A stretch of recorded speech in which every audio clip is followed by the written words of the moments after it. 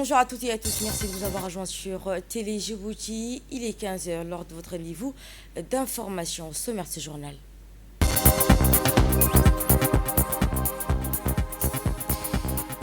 Le MDCD et Qatar Charity scellent un partenariat pour les personnes vulnérables. Et en Afrique de l'Est qui consolide son dynamisme avec une croissance soutenue en 2024 et 2025. Bonjour à toutes et à tous et merci de nous avoir rejoints sur Télé Djibouti. Djibouti signe un accord minier de plus de 50 millions USD avec la société TZQN à Singapour.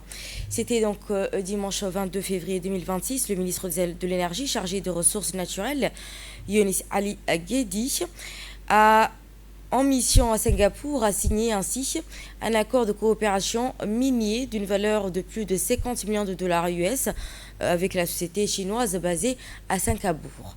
Ainsi, cette coopération établie dans un cadre général de coopération avec l'exploitation des ressources naturelles nationales et prévoit ainsi la création d'une société nationale de création de gisements miniers. Sur la période de 2026-2030, l'investisseur s'engage à réaliser des investissements majeurs construits sur des unités d'exploitation, exploiter des ressources locales, ainsi créer des emplois. Cette initiative s'inscrit dans la vision Djibouti 2035 avec la politique nationale de valorisation des ressources naturelles menée avec la direction du président de la République, son Excellence Palmer Guelleh. Elle est à confirmer également la volonté des autorités de faire du secteur minier un pilier essentiel de l'économie et un moteur de développement socio-économique durable. Et à l'issue de cette signature, Younis Ali Ghedi, le ministre de l'Énergie, avec la société TZQN, ont souligné ainsi l'importance de ce partenariat stratégique dans les secteurs miniers nationaux avec ses ressources naturelles encore largement sous-exploitées. Cet accord ainsi marque une étape stratégique pour Djibouti, renforçant une coopération bilatérale avec Singapour, positionnant le pays comme un hub minier et économique majeur en Afrique de l'Est. Le projet prévoit également d'avoir des effets positifs sur l'ensemble des secteurs économiques qui contribuent à la création de richesses, d'emplois, de nouvelles perspectives également de développement durable pour la population. Signature également d'un mémorandum d'entente entre le ministère délégué chargé de la décentralisation et Qatar Charity. Aujourd'hui, le ministère délégué chargé à la décentralisation ont également procédé à une signature de mémorandum d'entente visant à renforcer leur coopération dans les domaines de développement local et l'inclusion sociale. La cérémonie s'est tenue en présence du ministre de la décentralisation, Qasim Haroun Ali, ainsi que le directeur général de l'Agence nationale des personnes handicapées. Cet accord marque une étape importante dans le renforcement du partenariat entre les deux institutions, notamment en faveur des populations vulnérables et les personnes en situation d'handicap. À travers ce mémorandum, les deux parties s'engagent à collaborer étroitement avec la mise en œuvre du projet à fort impact social, contribuant ainsi à la contribution et développement local, inclusif et durable. Cette cérémonie de signature s'est achevée avec une remise symbolique de l'eau au profit des personnes en situation de handicap, traduisant concrètement l'engagement des partenaires en faveur de l'inclusion et du soutien aux plus vulnérables.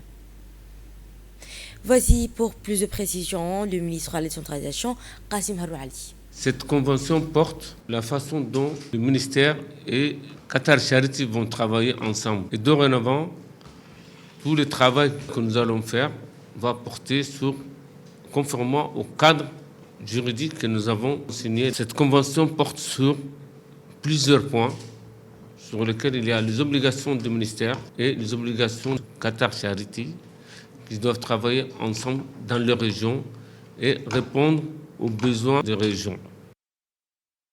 Ainsi, la commission pour les préparations de supervision des élections présidentielles prévues en avril prochain, la Commission nationale de la communication souhaite se doter d'un système de monitoring des programmes.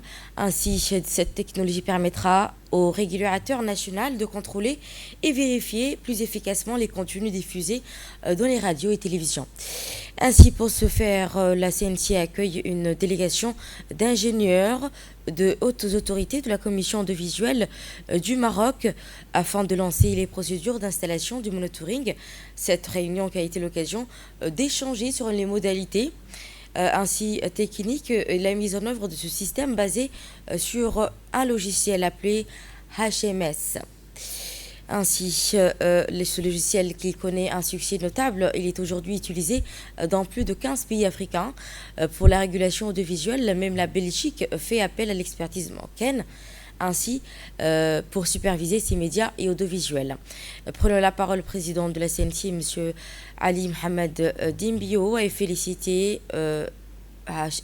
CA du Maroc pour cette avancée technologique qui se réjouit de cette coopération entre les deux institutions et concrétise ainsi par l'installation de ce système au profit de la CNC. Depuis sa création en 2017, la CNC a déjà supervisé plus de 5 élections, que ce soit pour la répartition du temps d'antenne des candidats ainsi que pour la supervision des contenus de l'introduction et logiciel du HMS qui renforcera ses capacités dans le traitement et analyse des données. L'expert marocain a également précisé que HMS comprend plusieurs modules comprenant également la régulation aux langues nationales et autres thématiques liées à la bonne gouvernance.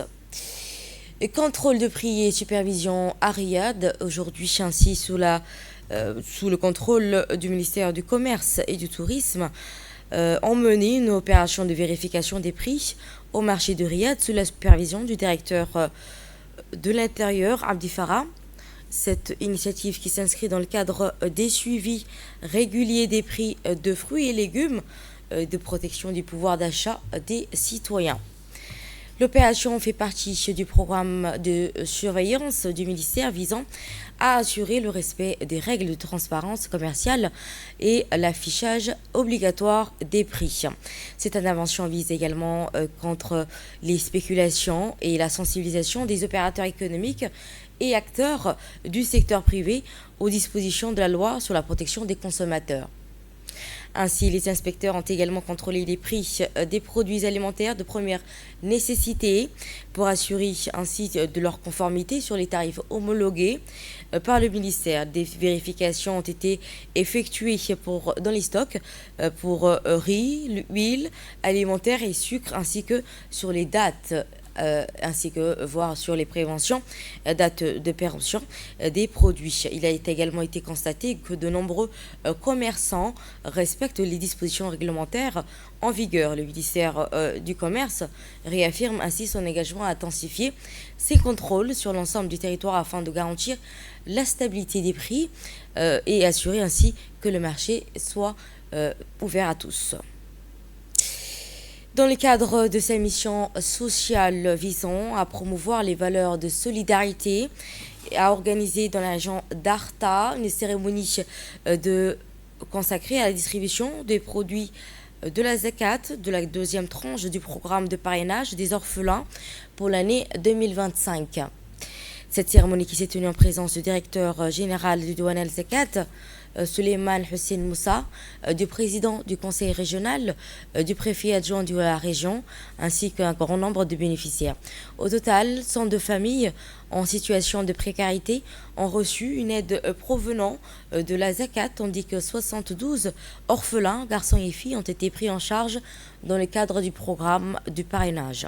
Cette initiative illustre les efforts constants du Douane El Zakat pour assurer dans les fonds du zakat et le parrainage qui parvient aux véritables ayants droit conformément aux prescriptions religieuses et critères sociaux. Elle contribue à l'amélioration des conditions de vie et aux familles à faible revenu. Ainsi, le préfet, le directeur et autres responsables ont salué l'importance de cette action humanitaire et reconnu les efforts du Douane El Zakat pour améliorer les conditions de vie des populations.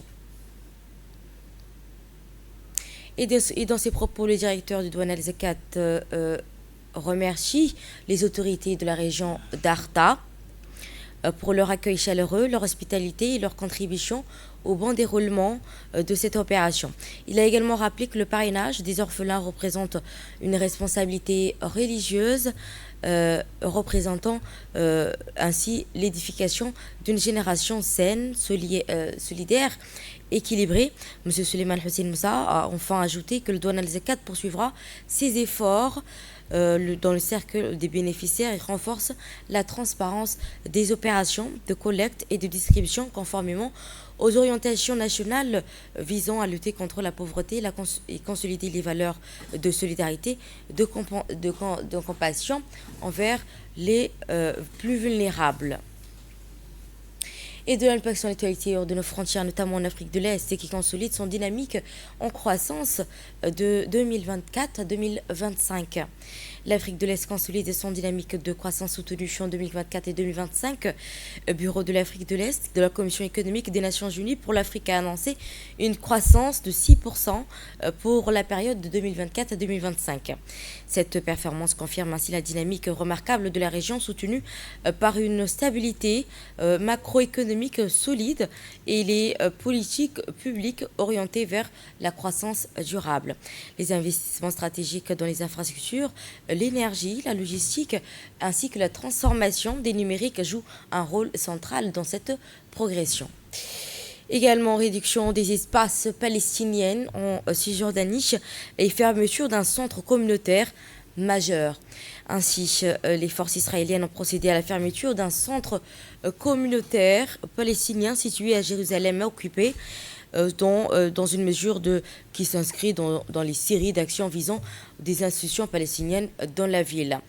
Ces centres figurent parmi également les plus importants espaces publics fréquentés par les Palestiniens à Jérusalem, considéré comme l'un des plus grands deuxième lieu de rassemblement palestinien après l'enceinte de la mosquée Al-Aqsa.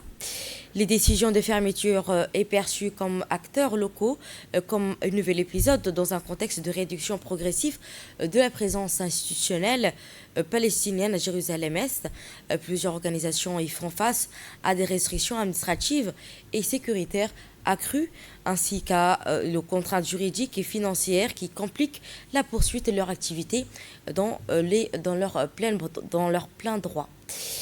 Ainsi, pour terminer, la société Robco lève 100 millions de dollars pour accélérer son expansion et développer la robotique. La société Robco lève donc 100 millions de dollars pour accélérer cette expansion. La société qui est basée à Munich a annoncé une levée de fonds de 100 millions de dollars afin de soutenir son expansion internationale, notamment sur le marché américain, d'accélérer le développement de ses bras robotiques intégrant des technologies d'intelligence artificielle physique.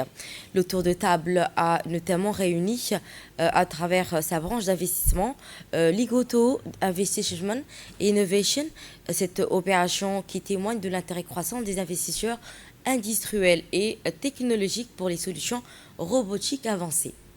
Ce sera tout. Merci à toutes et à tous de nous avoir suivis. Vous étiez sur Télé Djibouti. C'était le journal de l'information.